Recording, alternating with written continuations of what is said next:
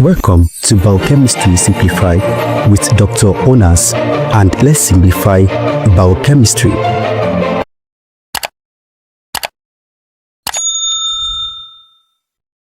Hi, Biochemistry Simplified. In this video today, I'll be explaining how one molecule of glucose equals to 2 ATP or 38 ATP. Alright, I know we get that confused a lot, but in this video today, I'll be explaining it very well so that you understand. Alright, so let's dive in. So don't be surprised, say cellular respiration, because the conversion of one molecule of glucose into ATP is all about cellular respiration. So cellular respiration is defined as a biochemical process which involves the conversion of glucose in a series of reactions controlled by enzyme to release energy. So this energy is converted into ATP, adenosine triphosphate, which is the cellular energy of the cell. So this is it. This is one molecule of glucose, 6,6-H12O6, is converted into carbon dioxide and water, then into energy. All right. So this cellular respiration involves 4 major pathways which are interconnected together. You have glycolysis, which is the first pathway of cellular respiration. We have pyruvate oxidation as the second pathway. We have Krebs cycle as the third pathway. And we have electron transport chain and oxidative phosphorylation as the fourth pathway. All right. So let's start with glycolysis. Glycolysis is the first pathways or port of cellular respiration, and it occurs in the cytoplasm. So it involves the conversion of glucose into 2 mole of pyruvate. So saying glucose as step 1, right? So glycolysis has 10 reactions. So the first 5 reactions is the investment phase, while the second 5 reactions is the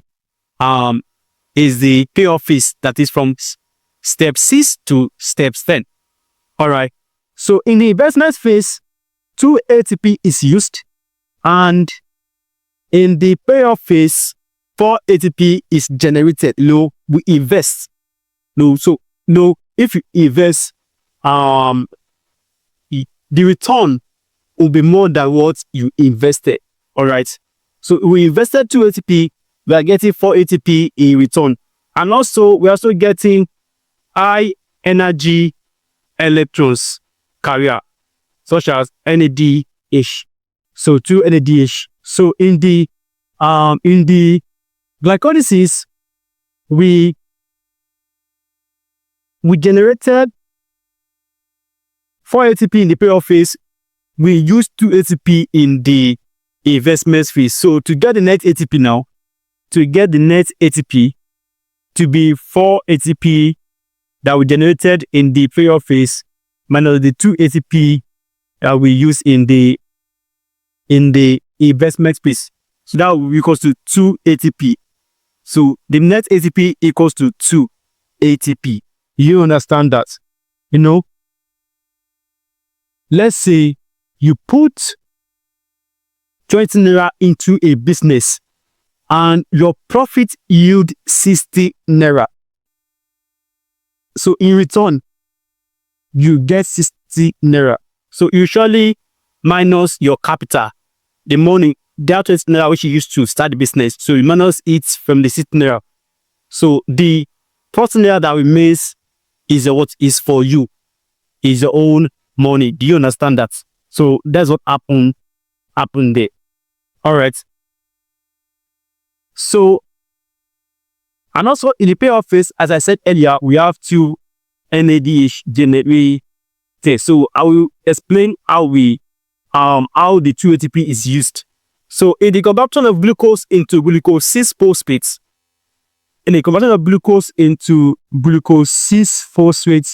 ATP is used. So in the conversion of glucose into fructose 6-phosphate, so no ATP is used. So, and also in the conversion of fructose 6-phosphate to fructose 1,6-bisphosphate, so another ATP is used, so making 2 ATP. The first one is the conversion of glucose into glucose 6-phosphate.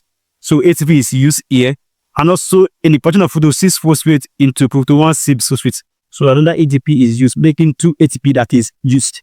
So in the payoff phase, which starts from step 5. So in the fraction of glycerate-3-phosphate into 1,3-bisphosphoglycerate. So NAD plus is converted into NADH. So the same thing happens here. The same thing happens here. So we get NADH. So NADH make it to NADH that we generated in the payoff phase. So we start having two molecules from step 5. Since fructose 1,6-bisphosphate is split into dihydroxy acetyl phosphate and glyceride 3-phosphate by the enzyme aldolase. Alright, so that being explained, glycolysis starts from glucose and it ends with 2 molar pyruvate in the cytoclasm. Alright, so for the pyruvate oxidation, so the pyruvate is converted into acetic A by the enzyme pyruvate dehydrogenase complex. Hope you understand that. Pyruvate dehydrogenase complex. So that is the name of the enzyme that converts pyruvate into acetic A. So whatever is happening here is also happening here. So this pyruvate is converted into acetic A. This pyruvate also is converted into what? Into acetyl-CoA. So the acetyl-CoA will condense with oxaloacetate. So that is third step, which is the Krebs cycle. Don't forget that for the pyruvate oxidation, it occurs in the mitochondrial matrix. The conversion of pyruvate into acetyl-CoA occurs in the mitochondrial matrix. Also, Krebs cycle occurs in the mitochondrial matrix. So for the Krebs cycle, acetyl-CoA condenses with oxaloacetate, right? So one thing I didn't mention, pyruvate is still with carbon. Do you understand that? Pyruvate is still with carbon. No, glucose is 6 carbon. So glucose is divided into 2 molar pyruvates. So each pyruvate is still with carbon. So 2 molar pyruvate, that will be 6. You understand that? So pyruvate is still with carbon. 3 carbon is converted into 2 carbon by the enzyme pyruvate dehydrogenase complex. So this involves the carboxylation, that is the removal of carbon for oxide. Okay, you understand that. So acetyl-CoA condenses with oxaloacetate to regenerate oxaloacetate. So that's what happens in the Krebs cycle. So acetyl-CoA, which is 2 carbon, condenses with oxaloacetate, which is 4 carbon, to give citrate, which is 6 carbon. Hope you understand that. So citrate, which is 6 carbon, it then isomerized into acetic, which is still 6 carbon. That is why this reaction is irreversible. You understand that? So acetic, which is 6 carbon, is converted into alpha butyrate, which is 5 carbon, then into succinate, which is 4 carbon. So the conversion of acetic to alpha butyrate involves decarboxylation from the 6 carbon to 5 carbon. And also from 5 carbon alpha butyrate to 4 carbon succinate involves decarboxylation, that is the removal of carbon 4 oxide, the removal of carbon 4 oxide. Hope you understand that.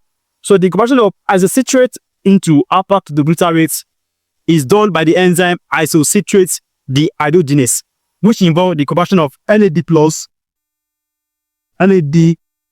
into NADH. Right? Here also, the conversion of alpha butyrate to succinate is done by the what? It's done by the enzyme alpha butyrate dehydrogenase. So which involves the conversion of NAD plus into NADH. Hope you understand that. Alright. And the conversion of succinate, which is 4 carbon. So from succinate to oxaloacetate, they are 4 carbon. So succinate is converted into succinate. So here we generate GDP is converted into GTP here, right? So succinate is converted into fumarate by the enzyme succinate dehydrogenase. So here, FAD loss is converted into FADH₂. Hope you understand that.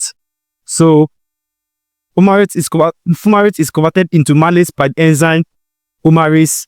Malate is converted into oxaloacetate by the enzyme malate dehydrogenase. So here also NAD plus is converted into NADH. Hope you understand that. All right. So you can see that from the succinate CoA to oxaloacetate, the reaction is reversible, right? Because they are 4 carbon, so the reaction is reversible.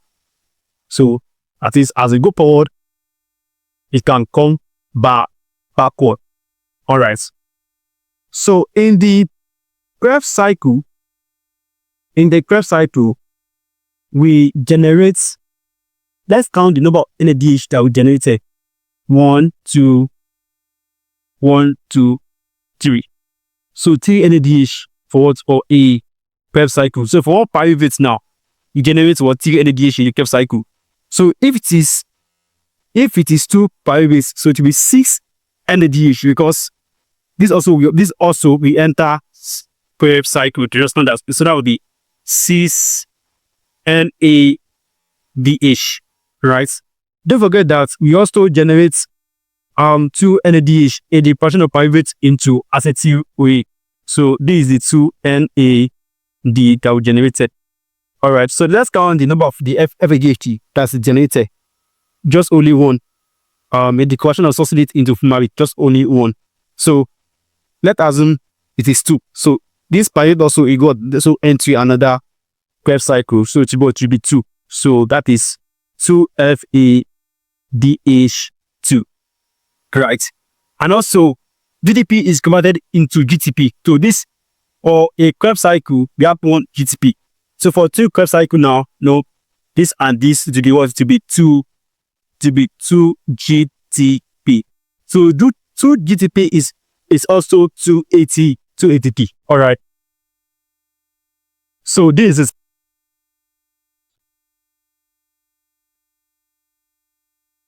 NADH equals to 3 ATP, FADH₂ equals to 2 ATP. You understand that? So this high energy electrons carrier will be converted into ATP in the electron transport chain and oxidative phosphorylation. So this occurs in the inner mitochondrial matrix. You understand that? I see. It occurs in the inner mitochondrial matrix. Hope you understand that. So if NADH equals to 3 ATP and FADH₂ equals to 2 ATP, so we'll be getting 38 ATP as the number of one molecule of what? Of glucose. All right. So the net ATP here is 2 ATP. Just learn that 2 ATP. So let's do the calculation. So this is 2 ATP. So 2 NADH. Since 1 NADH equals to 3 ATP, so it will be 2 times 3, that will give us 6 ATP. So here also it will be 6 ATP. 6 NADH. This will equals to 6 times 3 ATP, which is 18 ATP. So for the FADH₂, that will be 2 times 2 ATP, that will be 4 ATP. So 2 GTP equals to 2 ATP. So let's do the maths. 2 plus 2 will give us 8. 8 plus 6 will give us 14. 14 plus 8 will give us 32. Now 2 plus 4 will give us 36. And 6 plus 2 will give us 38 ATP. So that's how we got the 38 ATP. So let me just say this. In older biochemistry textbooks, you see that one molecule of glucose equals to 38 ATP, because NADH equals to 3 ATP, while FADH₂ equals to 2 ATP. But for the recent biochemistry textbook, let's say, or the modern ones,